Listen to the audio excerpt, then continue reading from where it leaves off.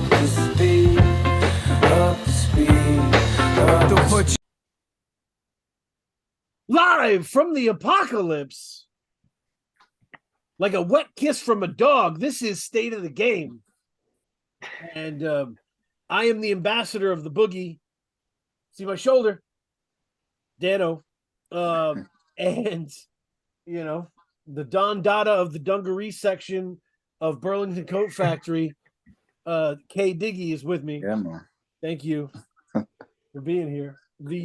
And this is fantastic. I love this shit. I love doing this shit, Kay, every fucking week because the research changes my life before the interview even happens.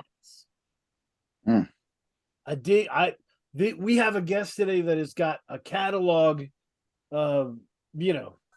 catalog like as long as driving through Texas, right? It's a lot of catalog. That's a hell of a drive. Yeah, that's what I'm saying. And so and so I was able to just crack codes, and today it all fit together.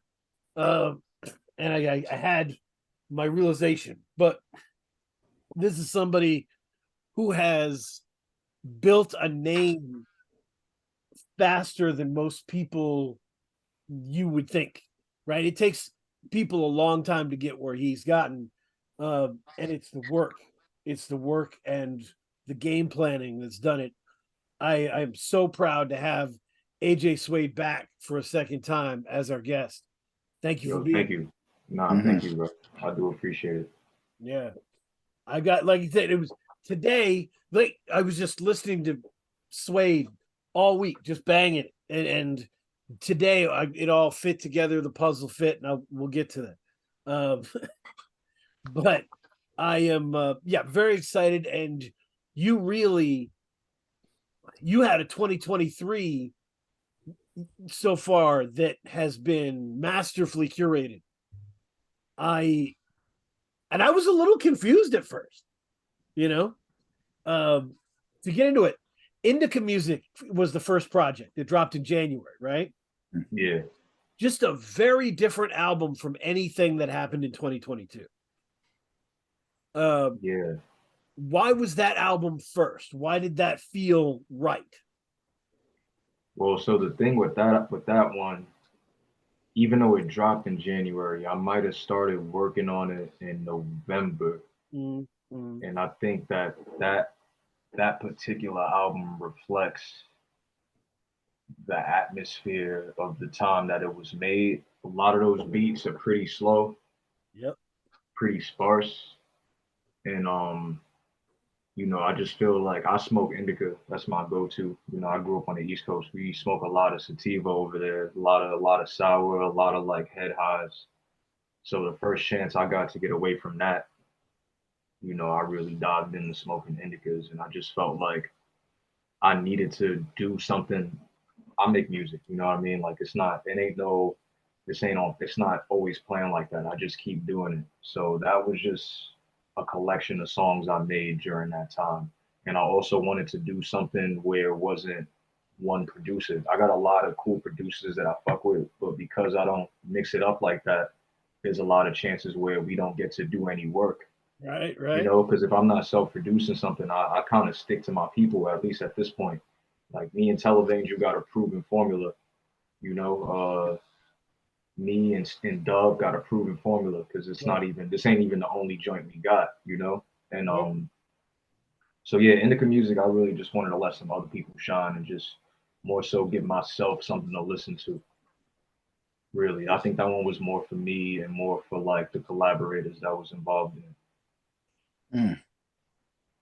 Yeah. And going into the year, do you have like a release plan for how you're going to release or what projects you're going to release for the year? Like how far in advance do you think, or plan, I should say? Yo, that's a good question, because I think that if you would have asked me that the first time we spoke, the answer would have been different. Indica Music wasn't necessarily supposed to drop at the top of the year. We was trying to do Parthian Shots January 7th, so it could be the 1 year anniversary of Metatron's Cube. Wow. but it just didn't roll out that way, which is perfectly fine because, you know, like if there's one thing I learned from Parthian Shots and like working with Fake Four and like a smaller label that has a release schedule is that you do gotta hurry up and wait sometimes. Mhm. So in the midst of that, I was just making my music and I was getting ready to go on the road and I wanted to just have some fresh new music that I was excited about as well. So I think that's kind of there is an initial plan though for me to try to do something within every quarter, and it's not as calculated as it sounds. It's just like I'm always cooking. So to like circle back around, now I'm ahead of myself a bunch of releases because I had to keep being patient with other releases. Right, right, right. You know what I'm saying? There's joints like Reoccurring Characters was started January 2022, pretty much finished January 2022. Mm. You know, so in the midst of that, like we finished that before we started Parthian Shots. So it's constantly changing, but I do try to space them out at least 3 months for the full joints and just give myself and give people my core base, whatever that may be, something every season, you know. That makes sense.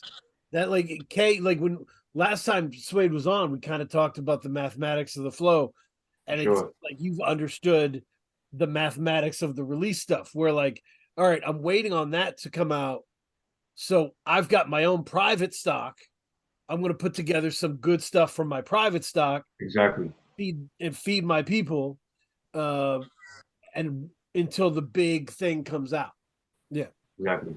So yeah, that's exactly what happens because it's like at that period of time, while you got to be patient with the so those projects that I do with like a Dove or a Televangel, those are the joints that I'm fine with just rapping. I don't got to handle any mixing. I give my input on everything, of course, but I can Right. trust them to do that. So when you wrapping these things up, and now we talking about physicals, albums can be done. Prior to all of this, I feel like I could just drop something within 2 weeks of me being done with it. I don't do that shit no more. You know, Yeah, yeah. I think it works for certain people, but I do like to try to make it in somewhat of a small event in the microcosm of the many releases that are going on. I try to like make the announcement a thing, and then it requires a lot of patience, Joe, because it's like a lot of people would love to just keep hitting you with here's the cover, here's the track list, here's the there's we all are a little bit overwhelmed right now, just like by life in general and like the amount of choices that we have. So I try to do a lot more with less, and I think that I've gotten pretty good at the rollout over time. So when there's years of trial and error with that, dropping an album is like not nothing to me, but that's like when I feel like I'm doing the most with myself. Like I got the most to do. I got something to be preoccupied about, something to look forward to. And it's like you look forward to the process and you look forward to the rollout that's done. New process, new rollout, new process, you know? Yeah. No, that's Never really simultaneously either, because I can't do that. when you talk about delaying it, it's interesting to me because I think it's it's much easier to just create and keep creating when you Hmm. don't have an audience, right? Yeah, You have the freedom of just like it sounds weird to say, but in a vacuum, you do whatever you want. yeah, I And understand what you're saying. but as the audience grows and you people are anticipating your moves, you feel the natural pressure to be a little more calculated with your moves, right? Yeah, and that's the funny thing about that is like you've spoken and been around enough that you can understand that. I have friends that at a time where, like you said, when there's not too much of an audience, you can just do whatever. Right. And there's people around me who don't understand how I have to be calculated with certain releases. Like it kind of changes things in that aspect where it's like, of course, I have fun making music. I have more fun doing that than most things, but I try to make every joint count. I don't really waste any tracks. Like even if the bars don't go with the particular things that constantly, I don't waste nothing. There's nothing that's like, especially being as prolific as I am at this point. It's like when you get X amount of albums deep, you got to make sure that you keeping mind you, I got unlimited fire as long as I have unlimited life experiences, but Yeah, you yeah. start wanting to hoard them bars for yourself. You start wanting to hoard some of them beats for yourself just because you know, like, I trust myself to put it into good use more than most other people. Mm. Yeah, I mean, and I don't want, like, I think some people who don't regularly create might hear this stuff and be like, "Oh, I don't waste anything," and like, it's totally not a brag. The worst shit you can do is go, "Oh man, remember that thing I did, but I didn't put out? That was awesome. Where is it?" You Yeah. know, that's a nightmare. To just not have that. So, Zilla Rock it said early on, keep everything, keep No, I everything. mean, it's true. It's like, there's joints that, especially when it comes to the beats that I did, that, like, for example, I don't want to jump around too much. Like on Art Flashington, there's beats that I started. There's one particular beat on there that I started in 2015, and like just through me finding old media file folders of shit that I sent out to people trying to get placements, like I was able to find it and add on to what I learned now. So there's a lot of times where like I could go into old laptops and just export certain stems and redo the drums on my new computer. Like I try to, and yo, you'd be surprised, especially you be forgetting some of the things you make. You go back and be like, damn, you be pleasantly surprised at some of the stuff that you actually made. You don't be so quick, especially if it's in season. You hear the shit 2 years later, hear a bar 2 years later, and it still hits. Like you're gonna love it 2 years later from then. That's Mm. awesome. No, it yeah.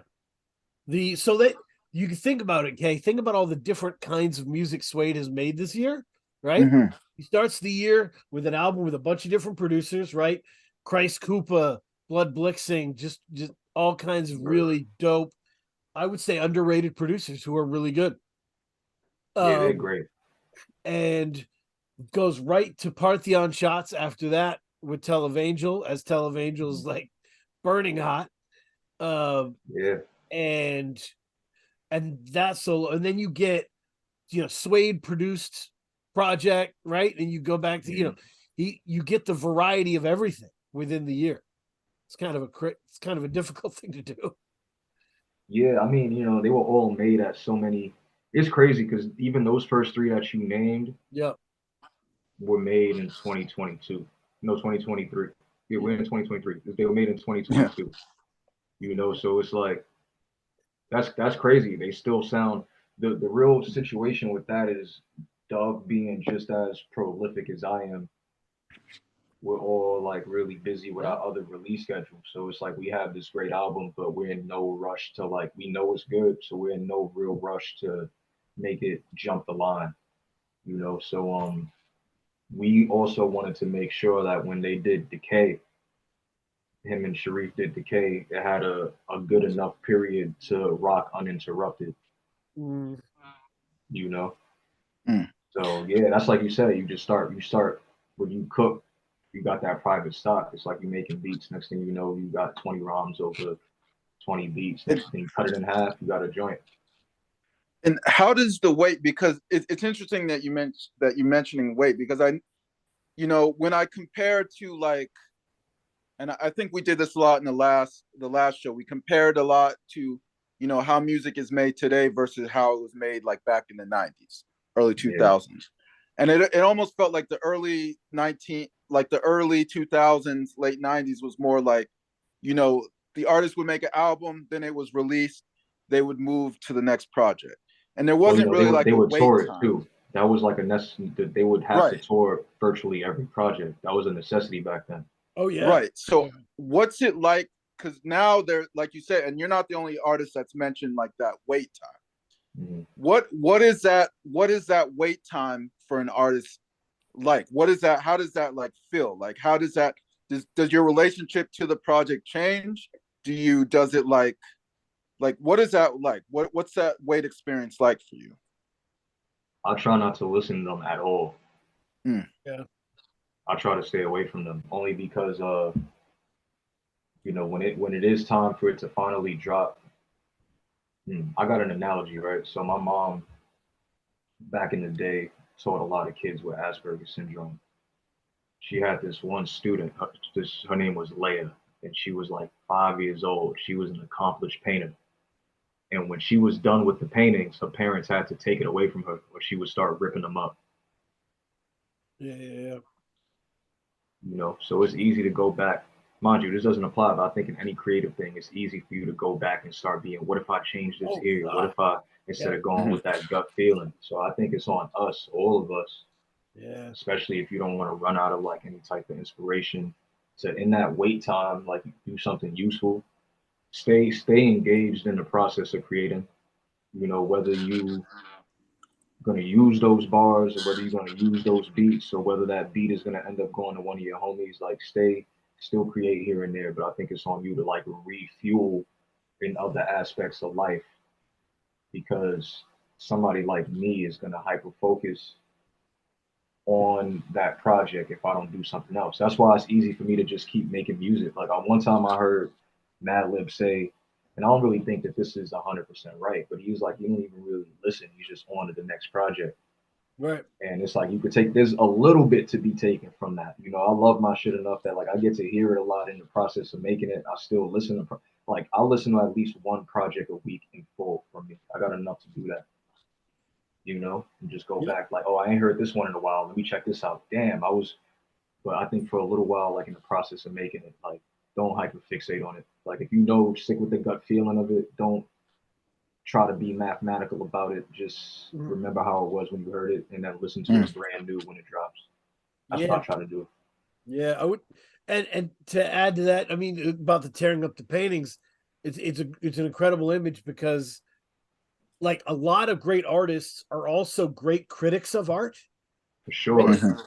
So like they will look at their own art and just like find the imperfections, Mhm. and it'll start to destroy the relationship they have to it, when in fact the audience is going to take that not as an imperfection but as texture, right? Yo, so there's something that, yeah, exactly about the texture. So there's something I wasn't even gonna really speak on this, but I know that you're familiar with the Dark Suede projects, Oh yeah. and so I'm gonna say it here first. I'm gonna do a best of Dark Suede vinyl only compilation release, right? Like 2 tracks from each of the 7 installments, because I'm gonna stop doing that series just because I don't want any type of smoke with Disney, like you know. So I'm not even gonna technically call the project the best of Dark Suede. I'm gonna, Right. but initially I wanted to go back through those sessions and try to update all the mixes to my liking, because Mhm. like you said, you might be listening to a song and it's like, oh man, this is so great, but now I know how to do this with the de-esser. Right. And I had tweeted about that a little while ago, and interestingly enough, LaRon shipped me back. He was like, don't do it. Like you just gotta let that, as much as you might feel the need to go back and remaster it, like you know, you liked it at the time, that was how it should be. So it's like I went back and I arranged that track list to what's gonna be the 14 tracks that make the vinyl.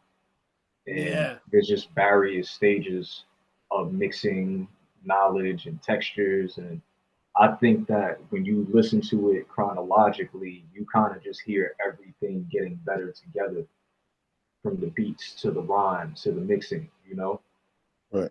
Yeah. I mean, Because I've always believed that when you release something, it's not a metaphor, it's literal. Yeah. It's not yours. Yeah, exactly. At that point, it's Yeah. kind of not yours no more. Like it Right. is, but you know, like you gave it out there. You can't go back and do rec. That's why nerds hate retcons. You know, you can't be retconning shit just for the sake of, because you can, you know? Yeah. yeah, I was gonna say it would just be hard because like the project is static once you release it, but your skills are still dynamic. Like you're still like growing Right. while you're waiting for this project to finally be Yeah. released as it is. And that could be a trap So by the sometimes time it too. comes out, you're like you could be not like a completely different artist, but you could be like worlds past where you were when it was released. 100%, yo. You know, Yeah. we learn new things and change our minds about things and Mm-hmm. have all types of educational experiences like within the span of weeks. You know, there's times where it's like one thing that could frustrate me sometimes is like when a verse that I've done as a feature comes out like 3 years later. Because like I'm sure it's great like at that time, but I feel like I'm so into trying to get better. Like, you see some of the people who like set the tone that like mutually we fuck with each other, like that are monsters, right? Yep. You trying to be able to when it's your chance to get on the tracks with these people, which I'm fortunate enough to get on to spar with some of these people. You want to make sure your karate is right, tip top form. Like like you don't want to go back and be looking at them katas from 3 years ago and like you could have executed that punch better. So yeah, it's more criticism on self. That's why it's like it gets real hard to you kind of do just got to keep creating and it could really be a trap. It could be like to the point where it's like you might not like some shit, but it's amazing, but only because you're in your head about it. Like you're just really trying to rip up that painting. You got the microscope on it. You know what I mean? Yeah. It's the and to the collaboration point, I said this on Twitter. I wanted to say this to you. I think you are the only rapper in the world who could join Shrapnel and not fuck up the vibe. Yeah, I feel like it's crazy because especially like I got the opportunity to tour with them, and those two are like fraternal twins. Yep. I do feel like a little brother to that, but there's like it's like even one thing when you got them on stage together and like they be completing each other's sentences. Yep. So, but yeah, like it's cool to be embraced by those two because those I don't really like we all know how great they are. I don't really think people give I don't think they get enough credit. They do, but when you get to one thing about when you go on tour and like you got like 14 dates, 10 dates, whatever, you get to hear them set lists enough times that you get to really, really critically listen to bars and listen to songs in live settings and in ways that a lot of people don't back to back. And like it'll really you walk away from that experience like, damn, like new Prem Rock was nice, but Prem Rock was nice, like shit like Prem Rock was nice. You know what I'm saying? Yeah, no, I mean, I think that's part of what you're saying, Suede. I think is consistency is not applauded in America, right? It's about we love the rise and the fall. We love the extremes. So we love to see Drake release a terrible album and then a good album, and then we love to see the back and forth. We don't really, if you're consistently great for a long time, people start taking you for granted a little bit. Yo, it's true. One of my favorite rappers, Currency. I take Currency for granted. I take him for granted a little bit, because He's he's had so an incredible consistent. year. He's had an incredible year. Yeah. Yeah. So I mean, people do that, and it's just consistency is not as sexy as a comeback story. And so when you see like you work in a similar way as Castro and Prep, right? In terms of the high standard of quality that you apply to what you do. So I think that's why the fit is there. Yeah, it happened. It happened very naturally. It happened before. It happened some years before any music was actually even recorded. When we were even just teasing the idea of me and Televangelist getting together to do a Metatron's Cube, like 2 years before it even happened. I was like, yo, Prem Rock, I got an album. Like, like it took a minute. So it's like, I feel like by the time it was time for us to travel around and all of that, it's just a very organic thing. There wasn't so much internet involved. Like, obviously, that's the one thing that kind of keeps us all connected. But I feel like it went from back to whenever I'm in New York, I see everybody at least once type shit. Yeah. Like, I think that's really like if I'm ever on your side, which I'm hoping to do an East Coast run and like start at Portland and run down. I would like to see everybody right from the internet. I like to put names to faces and vice versa. So I feel like I'm pretty big on that. And once we was able to do that, that was that. It makes the music better. It makes collaborative, like like that real life chemistry is the type of shit you could hear on the track. Yeah. No, that's great. Yeah, that's absolutely. And people listening, go to these shows, right? And Sure. the thing about being a fan of this indie rap scene, the shows are just not that expensive to go to. Yeah. You can be there. Especially not like it's not like seeing Wu-Tang at Climate Pledge Arena, you know? No, it's not. It's not. And so you can pay a lot more for a worse show, or you can pay like not that much to see a crazy lineup. Like it, and Yeah. it, And go home with some physical music too. exactly. Yeah. Or a hoodie or something, you know? Absolutely. Yeah, no, so Parthian Shots comes next, and I've tried to be honest that I didn't understand it when it came out, right? Yeah, that's fine. Not a hater, right? Not Nah, it's all good.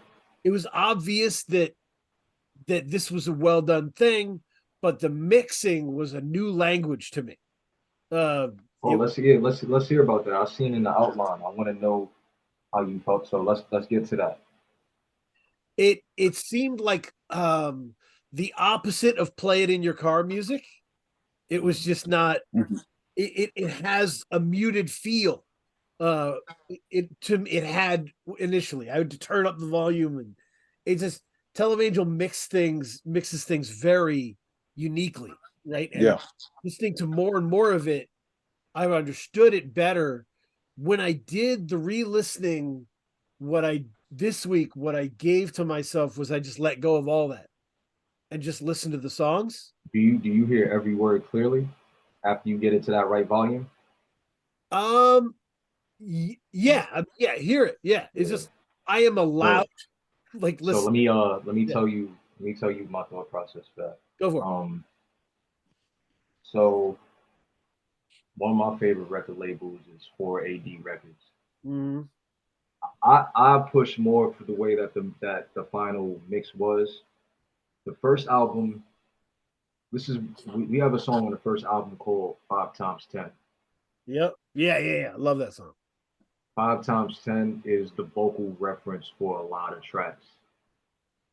There might have been something a little bit more done with the mastering, but my goal with the mixing is more so to have it kind of what's more important to you, if anything. There's no real answer to this.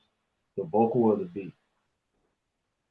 Yeah. I mean, it's and that's a tough one. That's a situation where it kind of depends, right? Mm. Like sometimes they should step on each other, sometimes they shouldn't.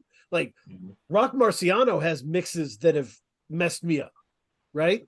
Like Yeah. that I had to get used to. Like I've learned because you don't know if something's gonna you don't know if something exists until you see it, right? Like Yeah. so the first time you hear something mixed an entirely different way, it's like being on an alien planet. So yeah, it's very much intentional because I'm trying to figure out how to. So there's a lot of bands that I fuck with. A lot of them happen to be on 4AD records. Mm, And I was also somebody who makes beats. I wanted this one to be like a one-to-one situation. I wanted it to be more about the song. I wanted it to be more about the feeling, you know. So yeah, I think that it was definitely much more of an aesthetic choice. Yeah, Mm. with listen to it with that lens, you know. that's I awesome. like it. So there's certain albums. I don't know if my hearing is getting like more sensitive to certain frequencies, Yeah. but there's certain albums that I'll listen to that I once loved that the vocals are just too on top of dynamic wise, the vocals are too on top of the beat. Yeah, that happens. Some of these beats are so beautiful, Right. that it's not really like, hey, turn it's not more so about turning the vocals down. It's also about turning the beat up. Yeah. What I noticed is that, and I think I was talking with my friend about it, like because of digital music now, like how digital everything's recorded, a lot of the music is like flat. And what I mean Yeah. by that is everything, like all parts of the beat are at the same level. So that's what somebody would call like you crush the dynamics, which a lot of Right. times happens in mastering for sure. And crush the dynamic. And what I noticed about Televangels, particularly with this production, like there every part had a different weight. So So like, I'm gonna give that more to MJC's ass than to Tell Danger. okay. MJC, he's the he was the He did master yeah. that one, you know. So I'm gonna say that's more something that happened after mastering as opposed to within Yeah. the mix. I thought the mastering was incredible. Okay, And I really think like because of the different weight that each part of the song was given, like there was there were certain elements that really like transported me, I guess you could say. Yeah. that's I appreciate that. So when I stopped focusing on the mixing and mastering, Mm-hmm. I realized that Parthian Shots is just filled with incredible songs like um, Holy Moly, PBS Kids, you know, one of my favorite last songs of the year and Goodbye, All That Jazz. I love All That Jazz. It's one of Yeah, my all favorite. that jazz was Yes. definitely a different. Yes. That was the first one too. I think people weren't expect that to be the first drop for the second album. It's a lot different than anything that's on the first one. Yep. But all of them are gonna be different. Whenever it's time for us to get back to the third one, we're gonna do something completely different entirely. We both got range like that, you know. So And that's why I think it's important. Like you guys chose not to make Metatron's Cube 2, you chose to make Parthian Shots. yeah, And the difference is like, you know, Fast and Furious 2, Fast and Furious 3 versus Coen Brothers movies where it's a similar cast making different movies, you know. yeah. No, that's a good analogy for sure. So I think that's you guys made a different project altogether with the same skills you had refined together. So I think that's really dope. And it's an incredible piece of work, man. How do you feel it stacks up against Metatron's Cube? When you hear them, how do Yeah, you? I listen to Parthian Shots more than Metatron's Cube, but It's fair, Metatron's Cube is the one that opened up a lot of doors for me. Like, you know, like there's definitely it's a reason why it's one of my most acclaimed work.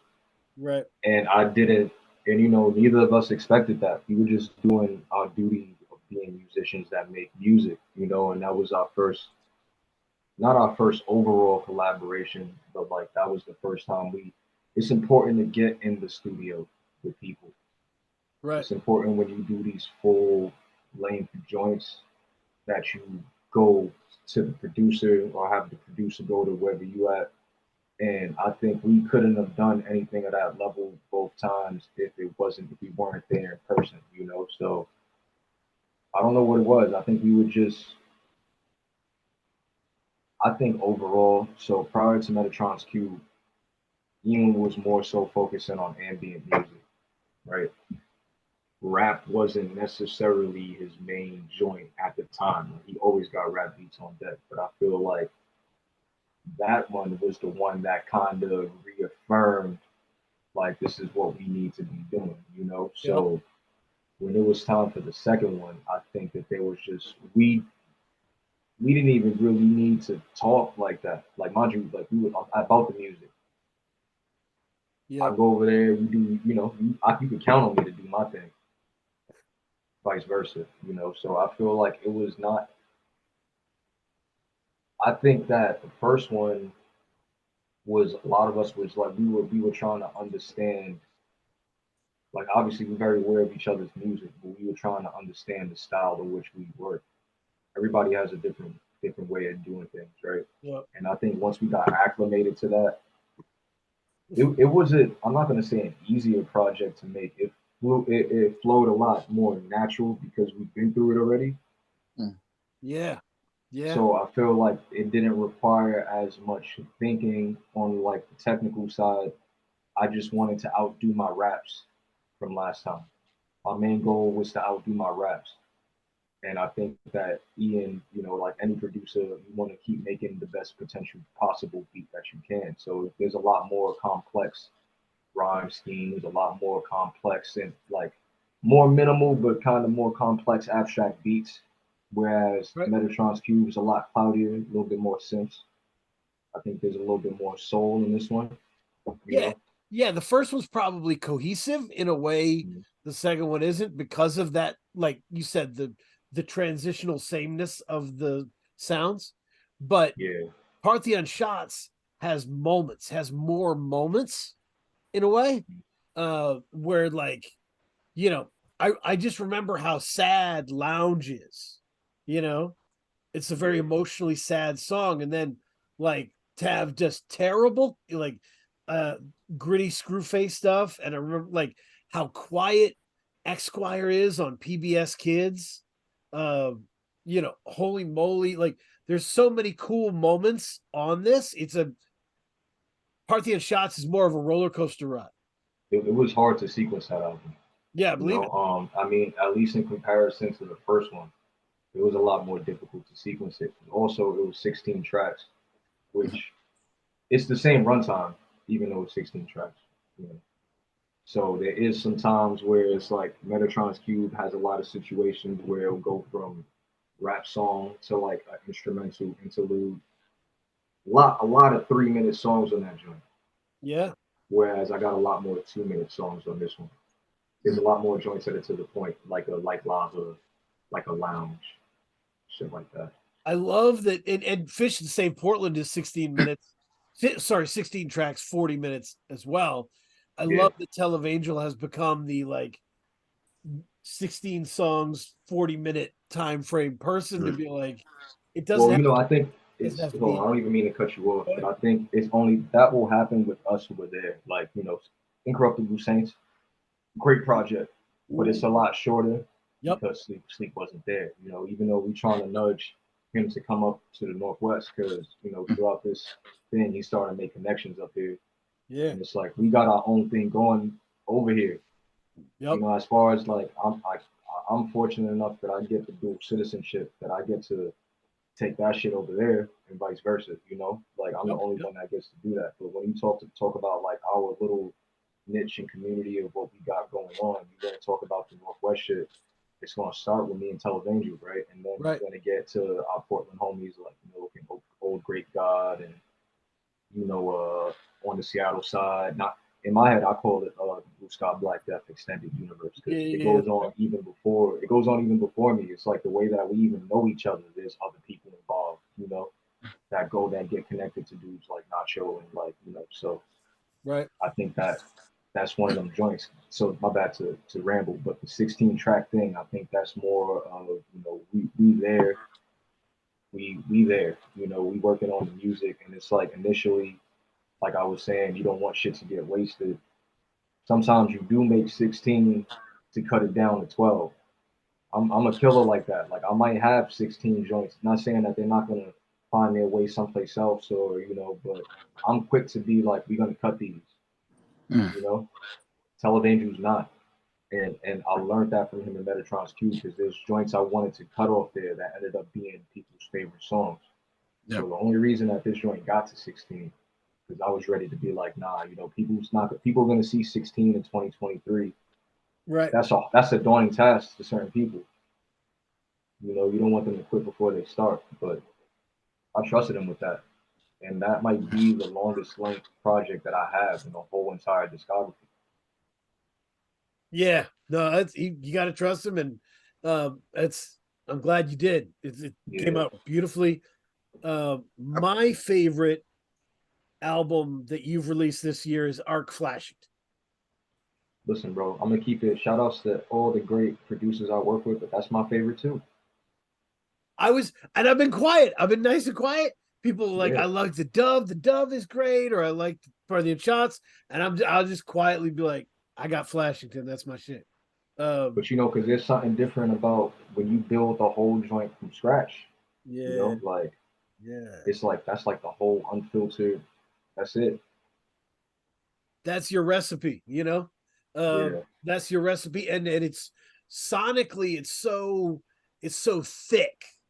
It's very thick, and it's very psychedelic, and it's the samples, you feel the samples, right? yeah, Wrong things. Holy shit, yeah. Nah, for uh sure. Thank you, bro. you really feel that. Obviously, I said this, but Most Black Superheroes was my ringtone for a lot of the year. So that's the one that I did that beat in 2015. Yeah. Oh, wow. Yeah, That's awesome. Ooh. it was that good, yo. It just kept it just kept it just wasn't the season. The season it was made, it wasn't the season for it to be played.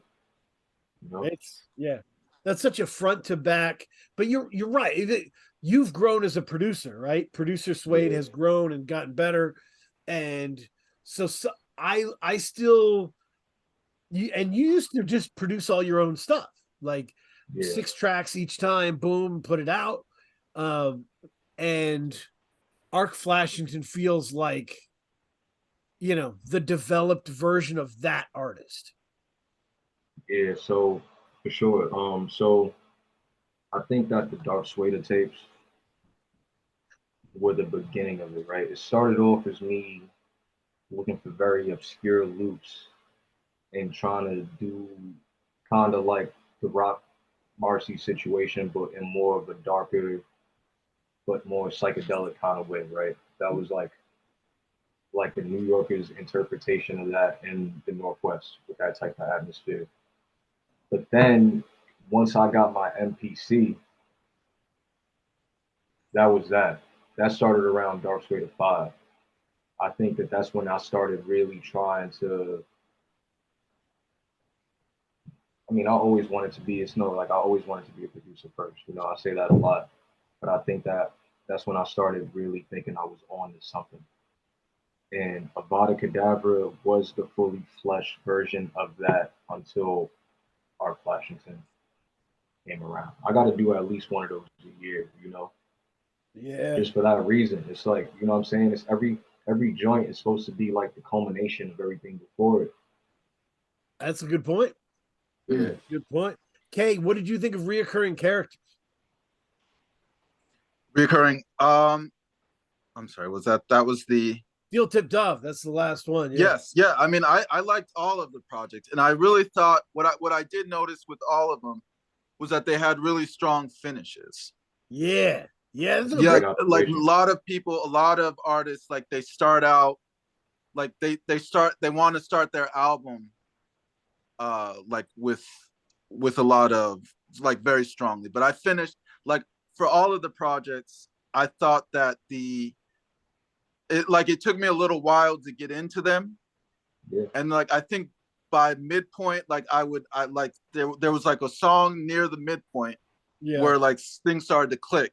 And then they all had really strong finishes. So for recurring characters, I really liked like the last, and it was consistent for all 4 albums. I really liked the last 3 songs. So like Dreads at the Monastery, Cold Hue, and Continental Drifting. Thank you. So I wanted to ask, is that like intentional? Do you do that purposely, like, or is that just how it ends up happening? Sometimes I do, because it's like you got to be. I don't know. You wanna keep people engaged throughout the whole album. So first and foremost, I always appreciate any compliments about outros, because it just goes to show that you got through it. Yeah. But sometimes you gotta be confident enough to know that you could put heat at the end of the album. And there's been times when track lists take multiple stages, right? At least for my self-produced ones. Some of the last 3 songs are the first songs recorded, because I loved they set the standard. They set the standard, right? So it's like I love these 3 songs. I'm gonna put them here because I know they're dope. But now everything I put before it, I'm gonna challenge myself to be doper than those. So that kind of guarantees like a strong close of the album, because it's like at that point, it's like I love these songs so much. I heard it 20 times in the mixing process. I know they're great. I'm not going to listen to them. These are back here. And then I work my way around, and maybe there might be a final rearrangement. It's just one of those things where you got to, like, as cliche as it sounds, you got to just try to make it many. It takes a certain amount of confidence to be able to close the album that strong, and just knowing all the tracks are so dope. I could put these 3 tracks towards that. Long story short. Yeah. No, I agree totally, Kay. I think the reoccurring characters to me, and I love the cover. The cover makes a lot of sense with the music. The reoccurring characters to me sounds like the movie Westworld. Oh, sorry, the TV show Westworld looks. Which season? Oh, that's the early seasons. Like the open, you know, I like their opening. Yeah, Always like the exactly. Westward opening, you know. Yeah, it's But yeah, this it's pretty liminal. good Westworld music.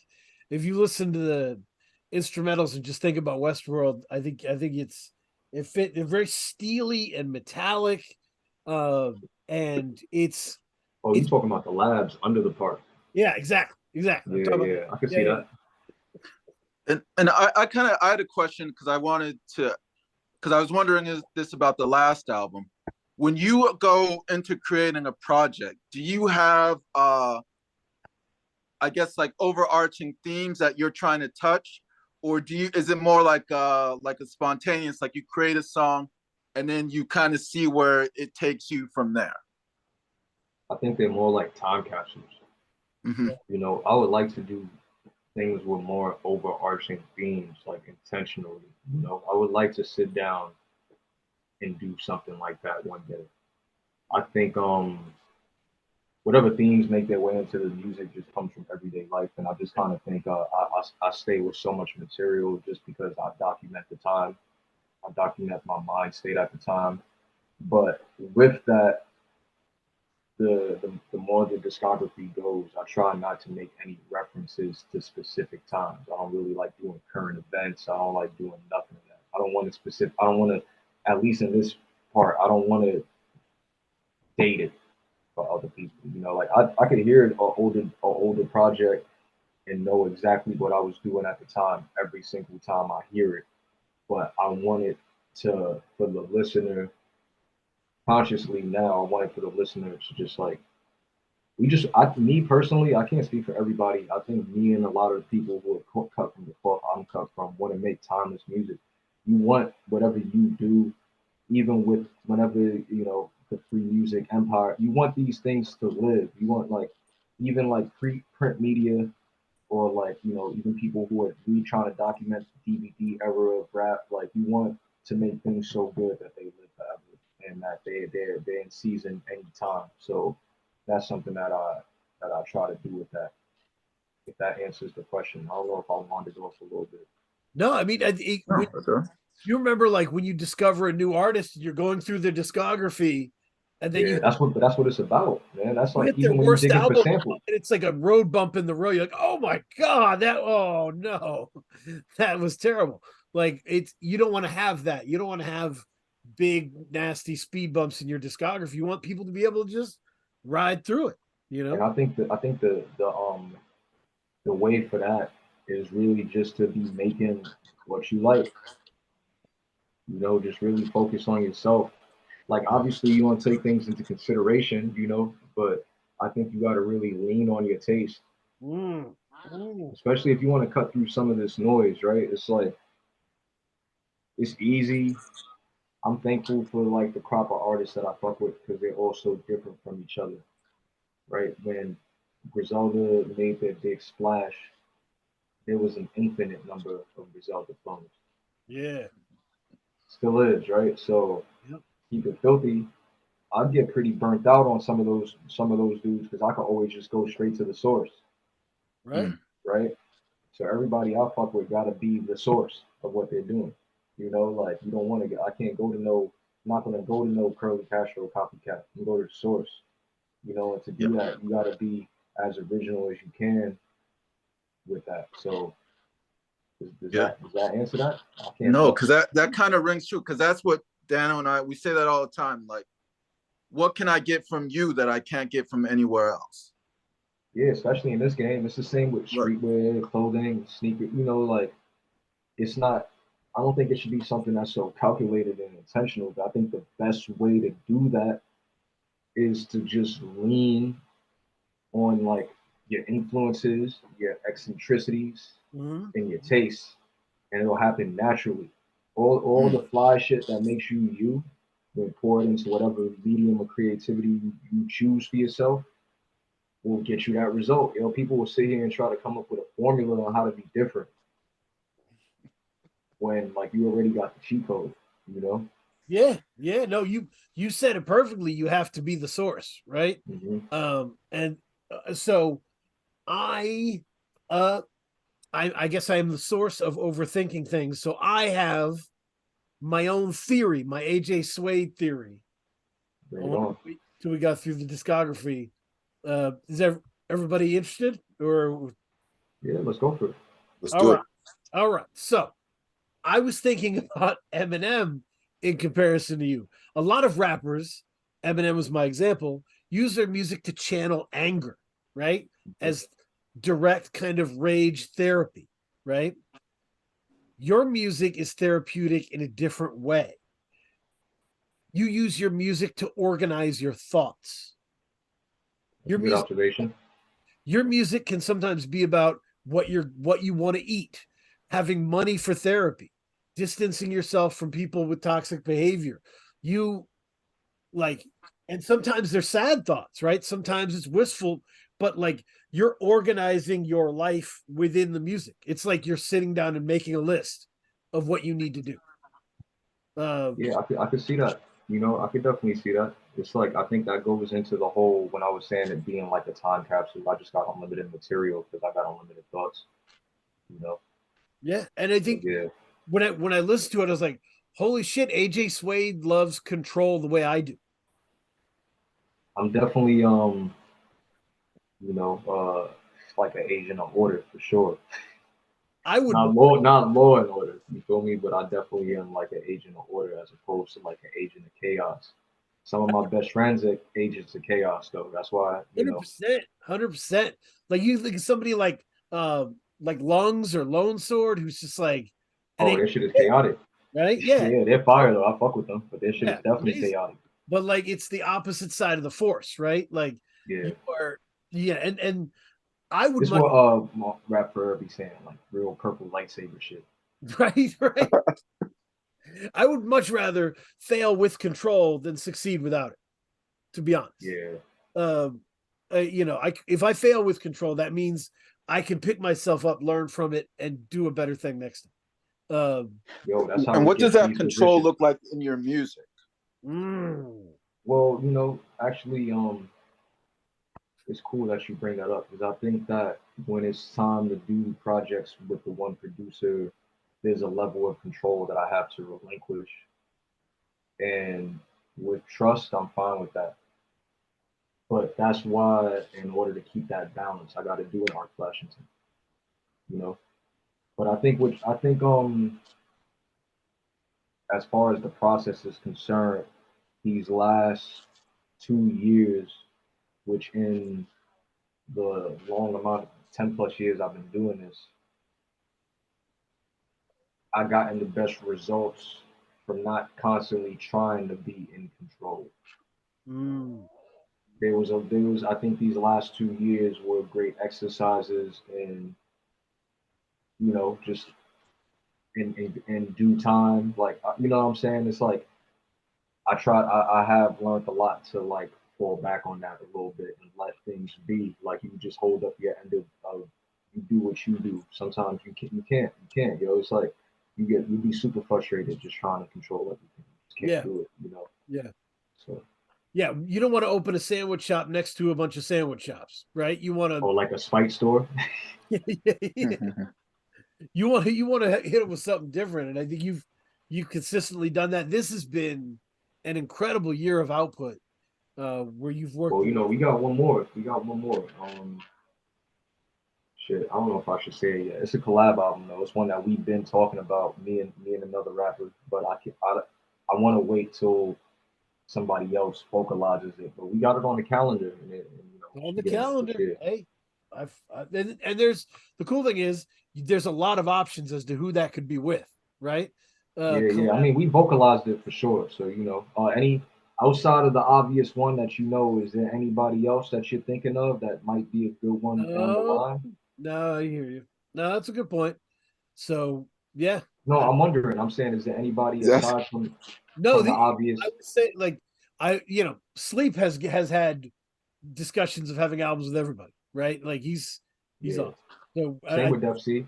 yeah, it's same with Def C. So all that stuff can definitely be See, but that's the happening. thing. The thing with something like that is like I gotta go where they at. You know, Right, I've right. been talking about trying to go to Chicago. Like me and Vic Spencer supposed to do an album. Oh, Me and like these are things that we're like, yeah, we got this on the docket, but I'm gonna catch you. We're gonna get there. You know, make sure we got that natural type of chemistry when it comes to making music. Before I just want to be able to put names to faces, and I'm sure everybody wants to be able to do the same. And then from there, we make that great music. So my son just told me today, Kay, that Chicago is his favorite state. Illinois is his favorite state that is not Maine because of what was Chicago. his reasoning? Because of Chicago. Basketball? Because of Chicago. Yeah, but what about Chicago? We went to Chicago and he got to Oh, see all our right. shows live, and he got to, yeah, Oh yeah. With Sharif and them. he got to see. No, they threw a show, Free Music Empire show, in Chicago. Randall Bravery was performed. Yeah, shout out to Brando. Yeah. No, it was awesome. Yeah, Def C was there. He met Def C and Solar Five, and yeah, but he just loved being in Chicago. So, Tons yeah, of people in Chicago I gotta get up with. oh, All of them guys. Even Psalm. I gotta get up oh, with a couple people when I'm down there. yep, Chicago just seems like one of them cities like New York where it's like it's a little bit flipped up. so deep, so deep. Yeah. Yeah. Yeah, no, it's great, but yeah, I appreciate it. We'll keep following. Uh, yeah. Kay, how do you feel about my theory that Suede is constantly organizing and reorganizing himself within the music? Yeah, that kind of drew your question kind of drew up a question for me, and I don't know if I'm gonna try to phrase this the best I can. And I know that we've talked about this concept of like viewing a rapper's discography like a story, kind of like the rap persona is a character. So I want to ask Wade, like, how do you view? When you're rapping, do you view your rapping as like a character in the story, or is it kind of like I don't know what the opposite of being a character in a story would be like? Documentary? How tied are you to your rapping? I guess you could say. That's fair. I would say outside of like outlandish like braggadocious like Mm-hmm. traditional, I'd say 100% only because I don't it's not there's not too much there's not I'm not using my imagination, you know and I think that's what makes it very easy to just keep writing. And I think that's what kind of sets that time capsule situation. But like I said, I do want to do something that's like a character, like a Bobby Digital, or like a Dr. Octagon, or like a Deltron. I want to do something like that. And Art Flashington was initially supposed to be that, but I can't organize the thoughts speaking on that topic in order to really do the full concept. And But that is something that I wanted to do it like this is a black superhero origin story, blank, whatever. He got electricity, like most black superheroes, but that wasn't a fully fleshed thought. But I know that I got the potential to go for that. So I think that might be the closest. Darth Swader though, Darth Swader is like a character, not a character, but it's like a mood. I guess that's like winter time. But outside of that, I think that's more so like still within the yeah. scope of reality. I guess the best way to say, okay, like when you hear Megatron, like how would you say when you hear Megatron's Cube? That came out last year, right? That came out last year. When you hear that and you compare it to your projects this year, what do you see as like the evolution of AJ Suede between those two projects? So the situation with that is it's more so like the evolution of the world around me. Mm-hmm. Metatron's Cube was first conceptualized prior to the pandemic. We started sending stuff back and forth early 2019. Like there's Mm-hmm. rough demos of certain songs on there. There's certain songs on there that haven't changed. Like the beat might have changed. Like everything it might even be the original recording. So even though it dropped in 2022, it goes back that far. So I hear not necessarily it's like there's adaptation from all of us that happens with when after what we all collectively dealt with like a lot of the bullshit that's kind of going on, even with pandemics, whatever. So I think it's more what I more so hear is a reaction to everything else changing around me. You Mm. know, adapting to everything else changing around you, and what type of insight you gain from that. Uh, those situations challenged us to think in a lot of different ways, a lot of new ways, adapt to certain things, be in survival mode to certain things, even for certain people. It changes the way you step outside. It changes your. There's no live shows. There's no, we're not doing nothing. Like it's like two different periods, really. You know, Metatron's Cube was like towards the tail end of that. Parthian Shots is more so the world trying to reopen, Mm. shows coming back. You know what I'm saying? So Yeah, I think man. that's really what it is. That separates the two content wise. I Mm. and Kay, I would add to that and say like the Darth Swader character to me is like a nod to like him being this kind of um cold and capable assassin of punchlines. No, I like that. So like he was, he'll come in with a heart reference, to the 70s band Heart, or like You know what time it is? a bunch of dead on Futurama references where you're like he's going Yeah, on a bender like Bender, and you're like, Bender does go on benders. Holy shit. Uh it's about heads floating like Futurama too. yeah. So it's yeah, heads floating in Futurama. Like references that are so specific um that like they're undeniable, right? Like what was the Harry Potter one? Give me which was Harry Man, Potter? there's a bunch. I think The album. about a cadaver.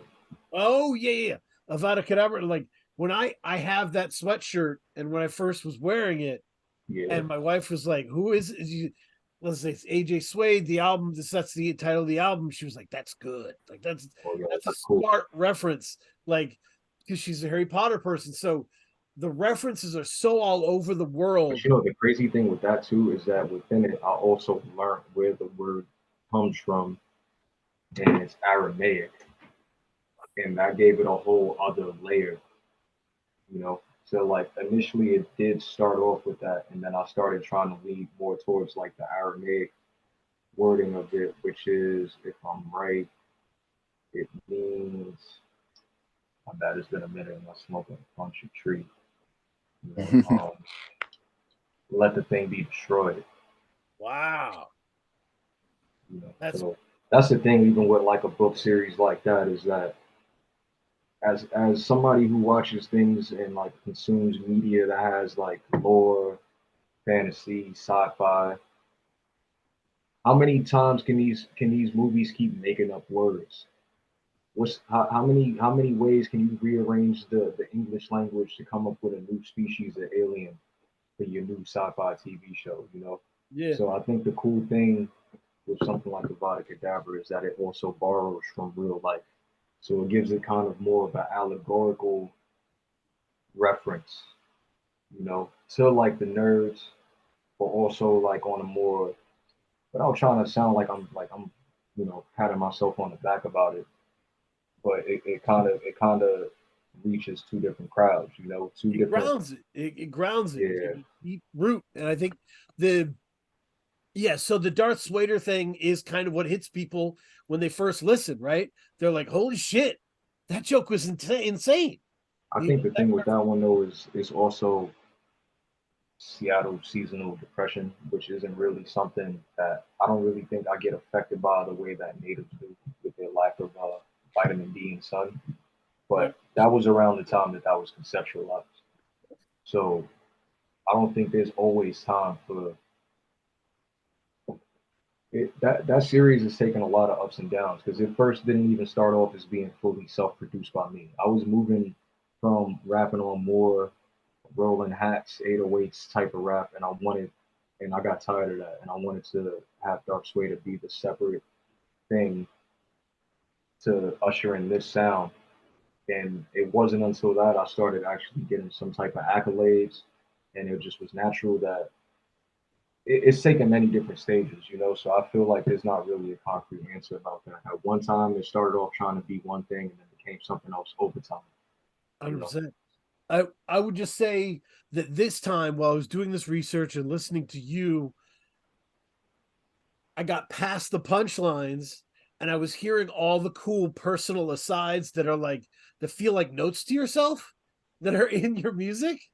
Mhm. It really connected me to you, not just as a spitter, but like, oh, this is what he's doing. This is his mission statement, is to like organize his thoughts and give you his thoughts in an organized way.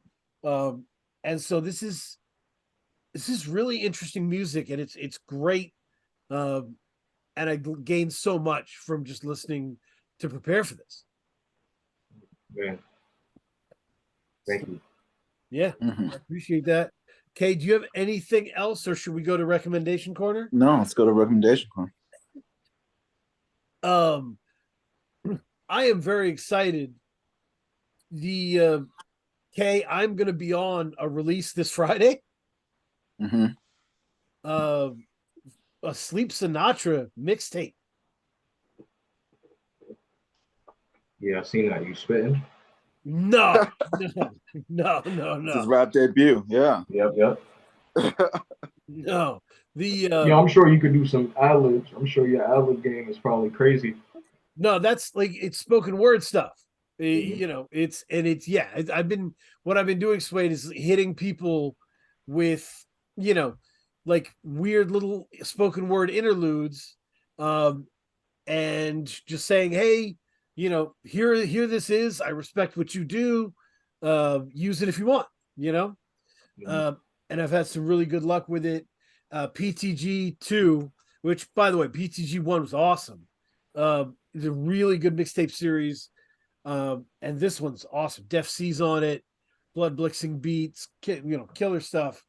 And I'm on the tail end of a great song, talking about, and all of these interludes that I've given, Suede, have been incredibly personal to me, Mhm. like incredibly personal stories, which has been kind of fun to do. Just drop personal stories all over the place. And this one is one of the most personal. I'm very excited for people to check it out. But yeah, support Suede, support Sleep Sinatra as well. Sleep Sure. has been killing it. Um, Absolutely wonderful.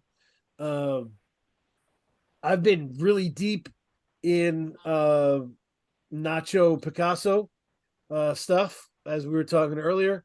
I'm going to recommend Lord of the Fly, Black Yeah, I see. Yeah, Sabbath. exactly. Yeah, Lord of the Fly is Is crazy. that exalted behind you though?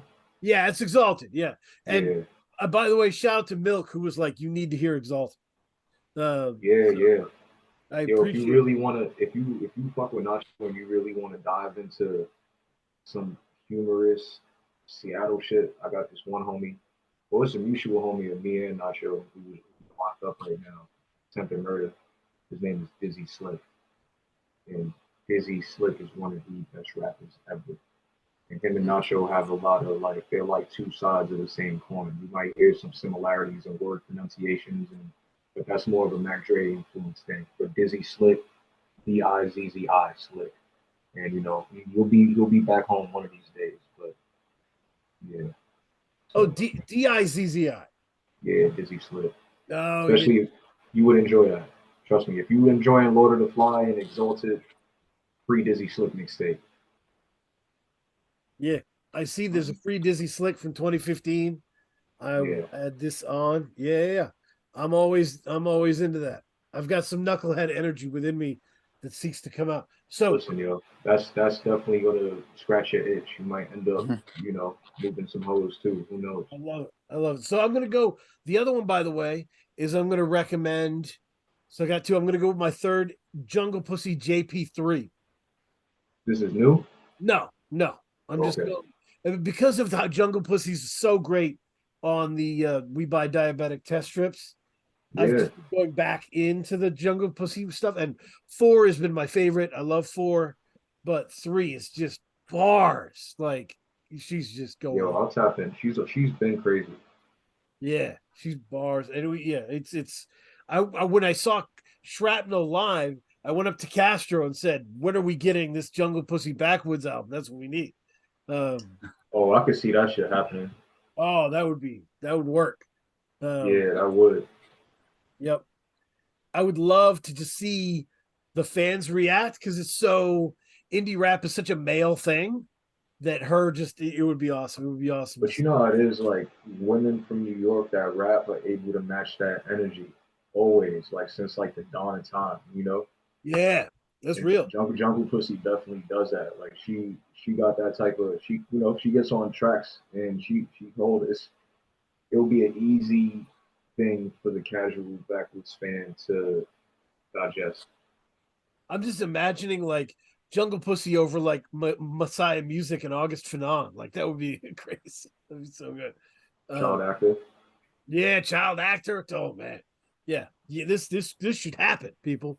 So yeah, that's my recommendations. Suede, what are you bumping? What are you listening to? I'm just gonna shout out all the good people that I truly fuck with. The fish that saved Portland, Milk and Televangel, uh, Pink Navel, Kenny Siegel, Oh, that's right. Yeah. How to Capture Playful. Yep. Um, man, it's been a really good. This has been a really good month for music. Yes. It's been good. That's why it's like sometimes it's hard to, and I listen to a lot. New Domo Genesis and Gray Matter. Oh, I meant to shout out that. Oh, I love Domo's always been Yeah, my favorite Odd Future person. it's Uh, great.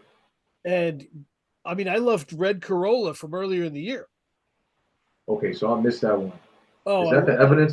That's the evidence reissue, isn't it? is that an evidence reissue? Maybe. I mean, I don't I know. might be dead wrong. All right. Red Corolla, it's dope. But it's yeah, but you're right. The gray matter thing is bananas. Like it's really Yeah. good. Yeah. And then one more. What else was Rick Spencer's Psychological Cheat Sheet 4, I think it is. August for 9. That's my he's another one that he drops mad music, but that's the series. That's my favorite series that whatever installment drops him in, like I'll drop everything and go to that one. Yeah, Cheat Sheet 4 is it's intense because Vic is funny and sharp, but he will definitely be referencing like this guy from the group home turned into this person, and Yeah, it's like it's very personal. it's about a very specific like way of growing up that Fanon and Vic share, and not many people do, and so it's Oh, incredible. I didn't know for that Fanon shared that as well.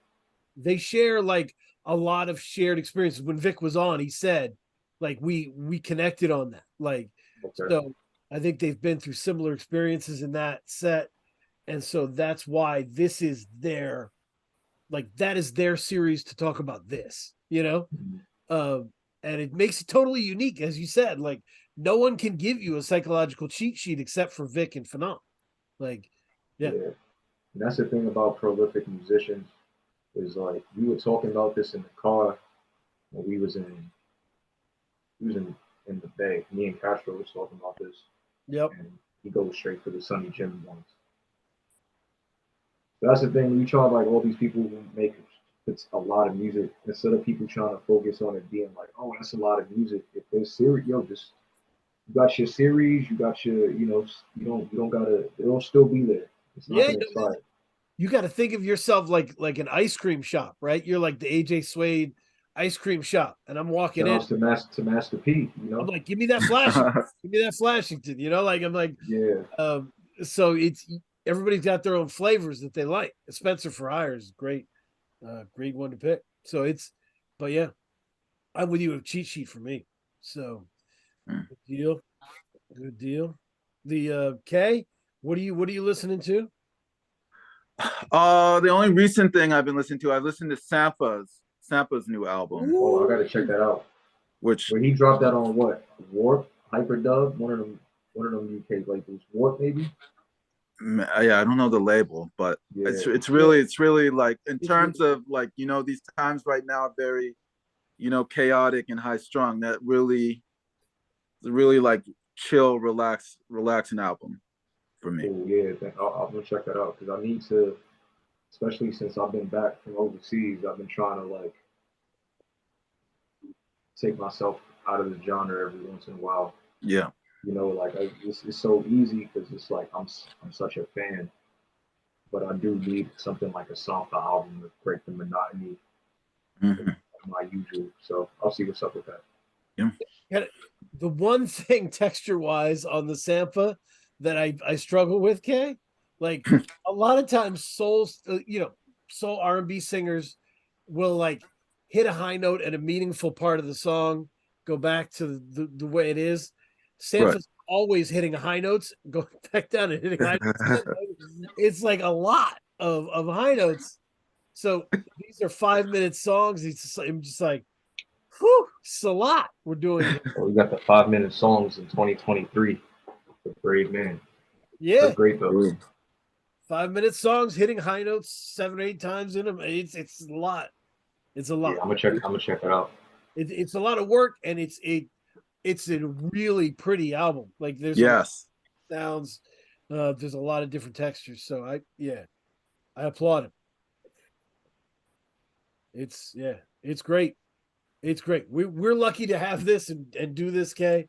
Yeah, I was very excited to post the like Suede. Me and Kay went together to the Rich Jones and Shrapnel show in Maine. Mhm. And it was a very meaningful experience where a lot of crazy shit happened. Yeah. And I I wrote 1,700 words about it when I got home and posted it as like a live show review. Um, Mhm. it was called like "Pensive in the Microphone: A Love Story," and people have responded well to it. People are enjoying that, so that's cool. About to start getting on your live journal shit. No, it's Press just pass. Get your blog. press passes up, you There's know? blog. I Like that. started Yeah. so yeah. It's Why been not? Anytime somebody rolls through Portland, man, you should hit them up a week and a half. And prior, like I run Free Music Empire, I need press passes. Boom. well. I got cards now. I got business cards, which is nice. So There people you at the go. show were coming up to me and they were like, "Oh, are you a rapper?" And I'm like, "Totally not a rapper. Not at all a rapper. But here's my business card. I'm affiliated." There you go. Yeah. So I was able to get that. I think Kay, did you get the business card that you were looking for? You Y- want Yeah. I gave one out. all right, cool. Yeah, so we're out here trying to be in the community and support the community. It's What it's about, yo. It seems yeah, like Portland, Maine is a pretty great city yeah, for this type of stuff. So hopefully I get up there soon. Absolutely. yeah. It's I appreciate it all. Thank you for being on. Yo, I want to say I appreciate y'all. A lot of the bigger publications, quote unquote, bigger, are falling to shit. And I appreciate y'all loving what y'all do enough to Mhm. take the time out once plus a week to do Mhm. something like this. So just thank y'all. It's been crazy. See, support journalism, obviously, but the and that was funny when I was on what was it? I was on the Next Movement podcast a while ago, and they were like, "Why didn't you try and write for Pitchfork or any of these other places?" And I realized when he asked me the question, I hadn't even thought of doing that. Yeah, I was like, "No, I'll just start my own shit." Like, that's not even in your thought process. not even in my thought process. Hmm. So, like, the only way I knew how to do it was this, and so this has been incredibly rewarding in that way. You know, Mhm. yeah. So, and I don't have to write about Jack Harlow or anything like that. So it's cool. Yeah, no homework from some suits. Yeah, exactly. I So told you I definitely try to give it a shot at being a journalist. Like not like even as a way to like just put some people on, get my foot in the door, like back in the Nisha era. And it just ain't work out. On top of it not being for me, like you will get assigned work. And it's yeah, like you gotta sit here and write X amount of words on something that you didn't discover yourself. Yeah. And you think about how many pitchfork. Let me not single pitchfork out.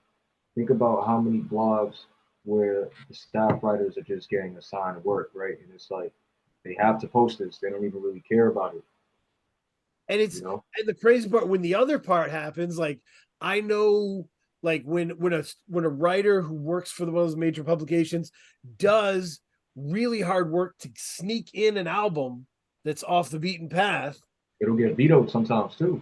they get beat up afterwards to be like No, I said vetoed. high enough score. And it's like, dude, he had to fight to even get this thing in. Like, Yeah. yeah, it's You know, because wild. it'll make you wonder because back in the day when there was still two dope boys and all of those types of blogs, like Oh man, ad revenue was a different situation. totally. You go to two dope boys and there's the top rocker advertisement. Like it ain't like that no more. And I feel like at that point it started being about we need to like post things that are going to drive up the engagement to fund to feed the advertisement. Mhm. So Yeah. that's why you always got to like appreciate the publications and platforms that got that integrity and just are going to cover and focus on the things they love without any type of outside influence. You know. Yeah, I mean, Kay, if you haven't heard it's the Blog Era series of podcasts, you Oh, definitely that shit is great. amazing.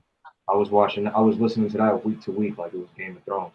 It was the Blog Era podcast by It's the Real. It's fantastic. So You know what's crazy? I was listening to it's Charles Hamilton the mixtape this morning, right? When I was oh, going to get my coffee, and the first track, the intro is it's the real hosted that mixtape, which is it's weird. Like I like those two. I think they've been doing it for so long. yeah, But definitely. the Num album is some weird ass shit.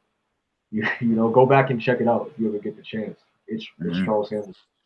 Charles Hamilton, and I was in a conversation with somebody just like talking about the mixtape era, and I was like, man, I wasted so much time. I listened to so much Charles Hamilton, and Charles Hamilton liked the tweet.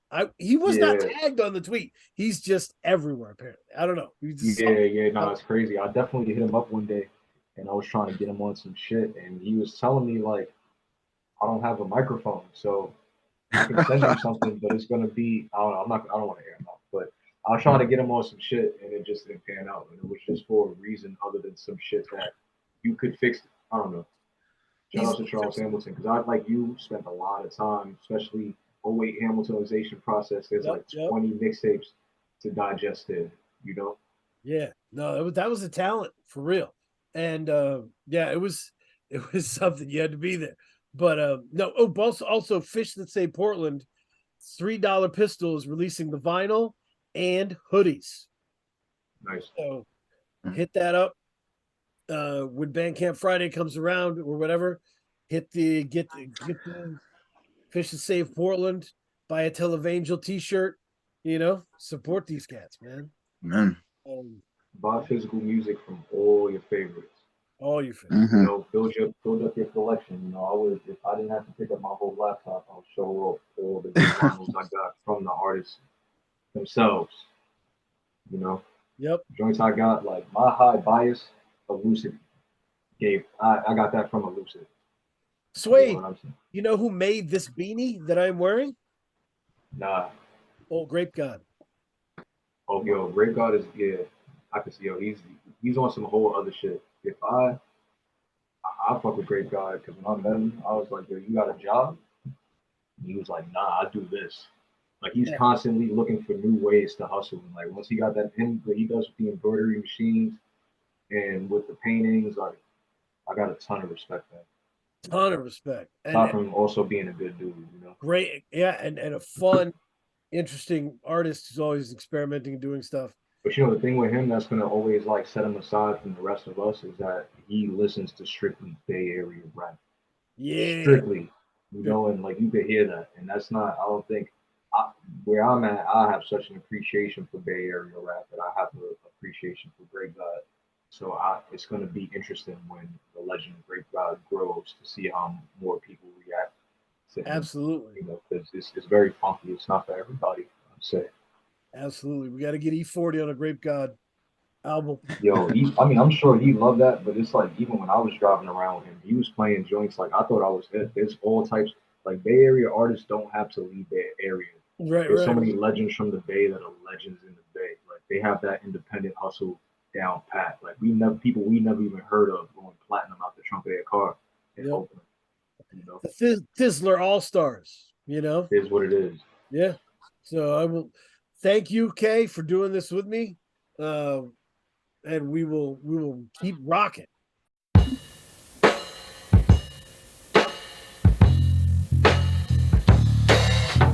Come and get what you need.